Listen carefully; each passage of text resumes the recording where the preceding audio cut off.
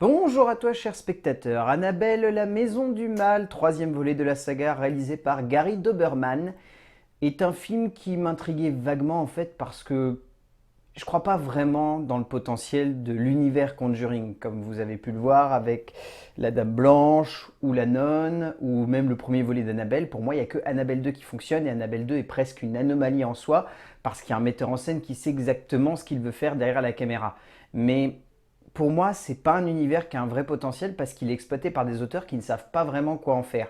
Donc, ce troisième volet, je plaçais rien du tout dedans, je me disais simplement, allez, il y a Gary Doberman qui a scénarisé les autres volets, voyons ce qu'il est capable de faire à la réalisation. Le résumé pour faire simple, les Warren viennent tout juste de récupérer Annabelle, après sa dernière possession. Celle-ci semble voir rester enfermée dans leur cave, si la meilleure amie de la babysitter de leur fille n'a pas décidé de jeter un petit coup d'œil. Ça marche vraiment pas cet univers, je sais pas ce qu'ils vont en faire. Annabelle, la Maison du Mal est très inintéressant comme film. C'est-à-dire que bien au-delà de la nonne et de la Dame Blanche, on est sur un film qui là ne propose rien en termes de dramaturgie. On est sur un, je dirais pas un film qui est vide non plus, c'est vache et c'est pas honnête avec le long métrage. Le film est pas vide. Ce qui est vide en fait, c'est l'ambition du long métrage. Il n'y a pas d'ambition. C'est-à-dire que c'est très étrange parce que c'est le premier film de l'univers Conjuring qui place les Warren au centre de l'histoire, ou en tout cas une partie de la famille Warren au centre de l'histoire. Et en cela, j'ai envie de dire, c'est une idée, c'est un potentiel, ça peut amener des choses intéressantes parce que du coup, là, on se retrouve plus uniquement avec des personnages annexes, on a les personnages centraux de l'univers Conjuring qui se retrouvent au centre du long métrage. Il n'y a rien qui se dégage de ça. C'est d'une platitude mais totale, c'est un film qui... En fait, Chris Tuckman avait défini ça en évoquant le fait qu'il s'agissait de petites scénettes en fait qui n'avaient pas vraiment le lien les unes avec les autres et qui étaient juste des petits fragments horrifiques qui succédaient de chapitre en chapitre. C'est un petit peu le cas en fait. Et pire que ça, on est sur une mécanique qui est de l'ordre de la comédie dans le sens où c'est un sketch, un autre sketch, un autre sketch, un autre sketch et à la fin ça forme un tout. Mais il n'y a pas de vrai fil narratif. C'est ça le pire. Et après, derrière, en termes de mise en scène, on est sur un film qui est complètement plat. Enfin, je sais pas ce qui est passé par la tête de Gary Doberman de se dire c'est le moment que je passe à la réal, alors que il n'y a rien de concret en fait dans ces scénars qui justifie le fait qu'il passe à la mise en scène. Il y a des fois, je ne comprends pas pourquoi un studio qui n'arrive pas à faire vivre un univers en dehors de ses chapitres principaux cherche tant que cela à s'obstiner, avec le succès financier d'accord, à continuer de créer des métrages qui vraiment ne marchent pas, mais surtout n'apportent rien à l'univers au bout du compte. Franchement, j'avais envie de me dire que le passage à la réalisation de Gary Doberman, auteur des 3 volets aujourd'hui d'Annabelle, avait un potentiel qui donnait envie. Et puis, la réalité nous rattrape souvent dans ce genre de cas. Et il est indéniable que le jeune cinéaste, malgré les meilleures intentions du monde, donne lieu à un volet triste, terne, vraiment pauvre, et pas du tout à la hauteur de ce que la mythique poupée aurait pu donner. Et franchement, si cela ne confirme pas le fait qu'en dehors des Conjuring, l'univers ne fonctionne pas, je ne sais pas ce qu'il faut de plus. En termes d'écriture, donc c'est encore une fois basé sur une idée de Doberman et Wan, comme les deux précédents films, et c'est Doberman qui scénarise le tout. Et comme je l'évoquais, en fait, c'est des sketchs horrifiques. C'est un énorme souci d'écriture parce que c'est terrible à dire, mais les 15 premières minutes du film sont vraiment prenantes. Et Ed et Lorraine Warren partent. Et alors là, le film ne va dans aucune direction logique ou claire. N'amène rien de concret, met en place des mécaniques qui ne servent à rien du tout. C'est-à-dire que, pour vous donner un ordre d'idée, le personnage de la jeune fille Warren, par exemple, elle voit un prêtre. Ce prêtre n'est jamais utilisé. Autre exemple, il y a un bestiaire horrifique qui a toujours été évoqué dans l'univers Conjuring. Sauf que la plupart du temps, ça se centre sur un personnage parce que ça permet de donner de la profondeur à ce personnage.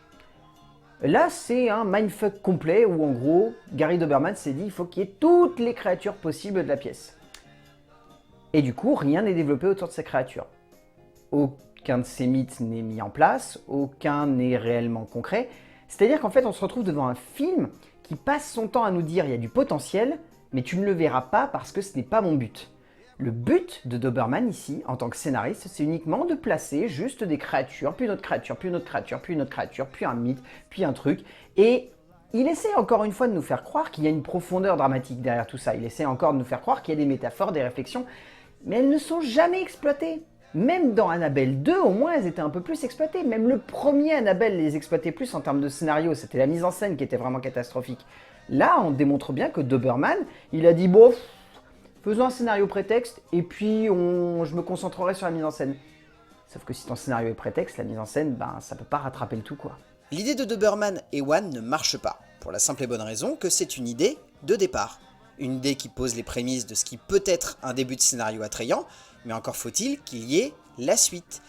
Et malheureusement ici, il n'y a rien de tout cela au cœur de l'écriture de Doberman.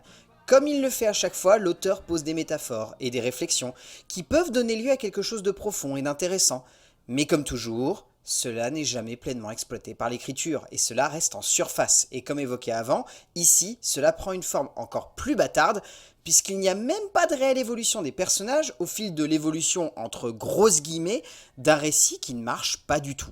En termes de mise en scène, donc, premier passage derrière la caméra pour Gary Doberman, et c'est un passage qui va être, à mon avis, de courte durée en tant que réalisateur, parce que le film n'apporte rien de concret en termes de mise en scène. Comment vous évoquez ça simplement?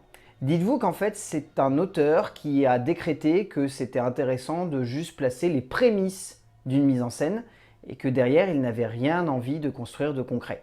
C'est-à-dire qu'en fait, les fameux sketchs horrifiques ne fonctionnent que sur la même mécanique. C'est-à-dire, il y a un peu de musique au début, puis la musique disparaît complètement. Et puis il y a un build-up, très long, qui met beaucoup de temps à arriver, et qui prend trop son temps. Et à la fin, il y a un jumpscare. Et ensuite, zoup, direction le chapitre suivant. C'est pas comme ça que tu fais de l'horreur. Dans ce cas-là, tu fais des sketchs comiques où à la fin, il faut qu'il y ait une vanne. Mais en termes d'horreur, c'est très lassant, c'est très long, le film est mal rythmé, franchement, il dure 1h45, j'ai l'impression qu'il en durait 2h15, c'est pas équilibré, c'est maladroit, c'est dommage parce que derrière, il y a des manières de mettre en scène l'épouvante au début, notamment, par le biais d'un mouvement de caméra ou de choses comme ça, qui font vraiment penser à du James Wan. Mais il n'y a pas le talent de James Wan. James Wan, il aurait construit une vraie ambiance en utilisant la musique, le cadrage, le mouvement de la caméra. La Doberman se sert des outils basiques et ça ne marche pas. Dans l'idée, la base de l'ambiance du cinéaste fonctionne assez bien. Mais comme pour l'écriture, ici on a clairement affaire à des sketchs horrifiques, rarement intéressants, qui utilisent les mêmes mécaniques au fur et à mesure que le long métrage avance, et franchement, même si cela peut être intéressant, comme j'ai dit avant, cela n'est que rarement intéressant. Doberman n'est pas un cinéaste, il met en scène de manière très, voire trop factuelle l'ensemble de son film, et du coup, même si des idées fonctionnent sur le papier, en pratique, cela marche moins bien, voire même des fois, cela sonne presque comme de l'humour non souhaité à l'image de ce fantastique loup-garou qui fait plus rire qu'autre chose. En termes de casting, donc déjà, je tiens à saluer le fait que tout de même, on a deux très bons acteurs qui sont là, qui rattrapent quand même pas mal le casting, donc Patrick Wilson et Vera Farmiga. Parce que derrière, il faut malheureusement reconnaître que cette chère Madison Iseman et que Cathy Sarif sont pas extra. Elles ont des personnages qui sont pas trop mal, mais le fait est qu'ils sont jamais complètement exploités et que du coup ils sont très en surface. Donc on se sent pas investi par leur parcours. La seule qui fonctionne bien, c'est la jeune actrice, mais en même temps cette jeune actrice, elle est vraiment très talentueuse pour le coup.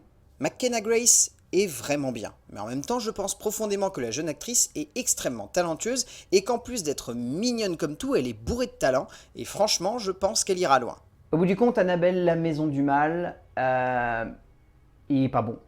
Il est pas bon pour la simple et bonne raison que Annabelle n'a pas de potentiel en fait. Et d'ailleurs, je trouve que la première réplique autour d'Annabelle fonctionne plutôt bien parce qu'Annabelle, on ne sait jamais vraiment ce que c'est tout du long des deux précédents films. Et là, on nous annonce finalement qu'Annabelle n'a rien, entre guillemets, directement d'horrifique, que c'est juste un espèce de véhicule qui sert aux esprits à se balader.